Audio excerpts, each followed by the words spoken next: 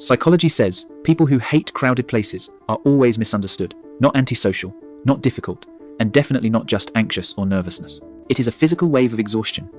Your brain feels like a browser with too many tabs open. You get irritable, you get dizzy, and your only thought is, I need to get out of here right now. If you can't handle being in crowds, I know exactly what people have told you. They tell you it's just social anxiety. They tell you to expose yourself to it more, and you'll get over it. But psychology and neuroscience suggest that for many of you, this has absolutely nothing to do with fear or shyness. It is not a software problem. It is a hardware difference. You aren't afraid of people. You are physiologically processing them differently than everyone else. Here is the real science behind why crowds drain you, and why it is actually a sign of a high-functioning system. And if you want the full research, check it out in the description. The first reason is a neurological concept called leaky sensory gating. Think of the average brain like a nightclub bouncer. Its job is to keep irrelevant information out. When a normal person enters a crowd, their brain filters out the background chatter, the flickering lights, and the smell of perfume. They don't even notice it. But your brain? Your bouncer is on a break. Your brain has low, latent inhibition. You are letting everything in. You hear every conversation. You see every movement, and you track every person. You aren't antisocial. You are hyper-aware. In a crowd, your brain is processing terabytes of data, while everyone else is processing megabytes. You are tired because you are working harder than everyone else. Now, having a brain that absorbs too much data explains the exhaustion, but it doesn't explain that physical urge you feel to push people away when they get too close.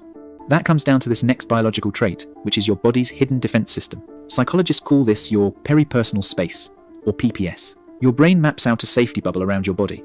For most people, this bubble extends about an arm's length, but studies show that for people with high anxiety sensitivity or high empathy, this bubble is neurologically larger and more rigid. When a stranger in a crowd steps into your bubble, your brain registers it as a physical threat the same way it would register a punch to the face. Your amygdala fires off a fight or flight signal. You aren't being dramatic. Your tactile defense system is simply highly calibrated to protect your physical autonomy. But there is one final layer to this. You handle the noise, and you handle the space. But why do you leave a crowd feeling emotions that don't belong to you? This is the phenomenon of emotional contagion. In a crowd, there is a massive amount of unspoken energy, stress, excitement, anger. If you have a high-resolution nervous system, your mirror neurons are constantly firing, mimicking the emotional state of the collective. You aren't just observing the crowd, you are metabolizing it. You walk out feeling heavy because you are carrying the weight of 100 other people. So, let's reframe this. You don't need to toughen up. You need to respect your bandwidth. In primitive times, the person who noticed every twig snap and every shift in the environment wasn't the anxious one.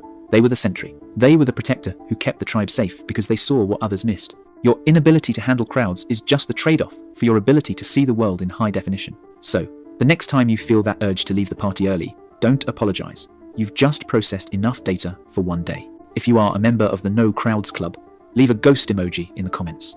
We can be there in spirit, but not in person. And if you want to know how to recharge that battery faster once you get home, you need to watch this video on the introvert hangover next. And if you appreciate videos like this, then make sure you subscribe and join the community so you don't miss the next video.